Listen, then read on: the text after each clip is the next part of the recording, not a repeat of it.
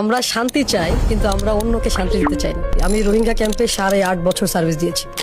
আমি ফুডে কাজ করেছি, নিউট্রিশনে কাজ করেছি, এডুকেশনে কাজ করেছি। দে আর ভেরি ভালনারেবল, খুবই অসহায় তারা। ঘর নেই, বাড়ি নেই, কিচ্ছু নেই। একটা ছোট্ট জায়গার মধ্যে এক ঘরে বাবা মা, আরেক ঘরে ছেলে তার বউ, আরেক ঘরে মেয়ে তার জামাই। আমি রোহিঙ্গার কাছ থেকে বিজনেস শিখেছি। তাদের দোকানে যখন কেউ আসে, তারা তাকে যে পরিমাণ সম্মানটা করে, আমার মনে হয় বাংলাদেশের দোকানিরা সেগুলো করাসি। আমি রোহিঙ্গা ক্যাম্পে 8.5 বছর সার্ভিস দিয়েছি।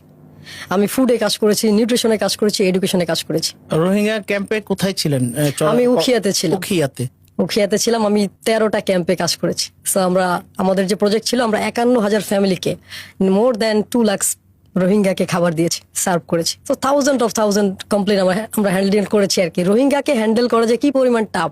আবার আমার মতো বাঙালি মানুষ যে ওদের ভাষা জানে না, ওইখানে যে আমি তাদের ভাষাটা শিখেছি। যখন আমি শিখলাম, আমি দেখলাম যে দে আর ভেরি ভালনারেবল, খুবই অসহায় তারা। ডেফিনেটলি অসহায় আসলে। মানে একটা মানুষ দেখেন, তার সবকিছু হারিয়েছে, ঘর নেই, বাড়ি নেই, কিচ্ছু নেই। একটা ঘরের মধ্যে তারা থাকে, ছোট্ট একটা জায়গা, বাঁশের তৈরি, তারপলিন দিয়ে, যে পেপার, আমরা বস্তার যে কাগজগুলো থাকে সেগুলোতে তাদের ঘর তৈরি। একটা ছোট্ট জায়গার মধ্যে এক ঘরে বাবা মা, আরেক ঘরে ছেলে তার বউ, আরেক ঘরে মেয়ে তার জামাই। How ridiculous! আপনি কয়দিন থাকতে পারবেন? বাট তারা বছরের পর বছর আছে। আচ্ছা, আপনারা যে খাবার দিতেন, ওটা কি মানে কোয়ালিটিটা এনশিওর ছিল? হ্যাঁ, আমি তো মনিটরিং এর দায়িত্বে ছিলাম। So, আমরা অলওয়েজ কোয়ালিটি এনশোর করতাম। এন্ড মজার বিষয়, তারা আমেরিকান স্টাইলে খাবার নিত। অর্থাৎ আপনি স্বপ্নতে যে কার্ড দিয়ে যেভাবে খাবার নিতে পারেন, তাদের কার্ডে ডাব্লিউপি প্রতি মাসে সার্টেন একটা অ্যামাউন্ট দিত। সো আমি যখন ছিলাম, তখন এটা হচ্ছে যে $1,013 ছিল। $1,013 মানে 1,013, মানে পার পার্টিসিপেন্ট আর কি। পার পার্টিসিপেন্ট। সো ইয়েস, 1,013 লোড করা ছিল ওই কার্ডের মধ্যে ব্যালেন্স, ওটা দিয়ে তারা ফুড গুলো আপনাদের কাছ থেকে নিত। হ্যাঁ, $1,013 আমি বলে ফেলেছি, ইটস 1,013 টাকা। 1,013 টাকা। অর্থাৎ তারা 13 কেজি করে চাল পাইতো। 13 কেজি তাদের চাল ছিল একটা।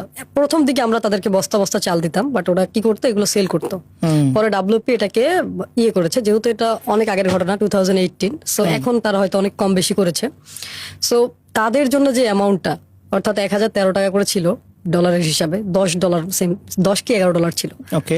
সো এই যে অ্যামাউন্টটা দিত, তাদের ফ্যামিলিতে মিনিমাম 6 থেকে 7 জন মেম্বার থাকতো। পার পার্টিসিপেন্ট তারা 13 কেজি করে চাল নিতে পারতো। আমরা 40+ আইটেম দিতাম। তাদের সবকিছু তাজা ছিল, তাজা মুরগি, ব্রয়লার, তাজা মাছ, মানে তেলাপিয়া, লাইভ ফিশ, অ্যান্ড চাল, ডাল, আটা, রসুন, সবজি, সবকিছুই সেখানে ছিল, ফ্রেশ ফুড ছিল।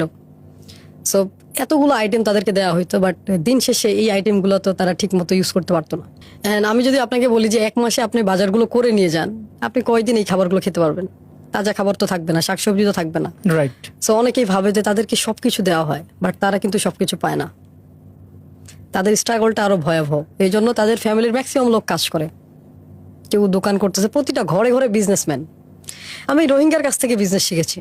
আমার কাছে মনে হয় যে একটা মানুষ তার সবকিছু হারিয়েছে, কিন্তু তার যে প্রতিভা, অ্যান্ড মজার বিষয় হচ্ছে তাদের যে হসপিটালিটি, এটা ওয়াও। আপনি গেলে তারা আপনাকে আপ্যায়ন করবে। তাদের দোকানে যখন কেউ আসে, তারা তাকে যে পরিমাণ সম্মানটা করে, আমার মনে হয় বাংলাদেশের দোকানিরা সেগুলো করে না, রেগে যায়। আমি তাদের মধ্যে বিজনেসম্যানের যে কোয়ালিটি, এটা পেয়েছি। তাদের মধ্যে ইমোশন আছে। বিজনেসের মূল টপিক কি? আপনি কাস্টমারের ইমোশনে গ্র্যাপ না করলে তো বিজনেস হবে না। তারা এই কাজটা খুব ভালো করতে পারে। এই জন্য আমি বলি যে এত বাধা বিপত্তির পরেও রোহিঙ্গার মধ্যে বিজনেসম্যান সত্তাটা রয়ে গেছে, যেটা অনেক বাঙালির মধ্যেই নেই।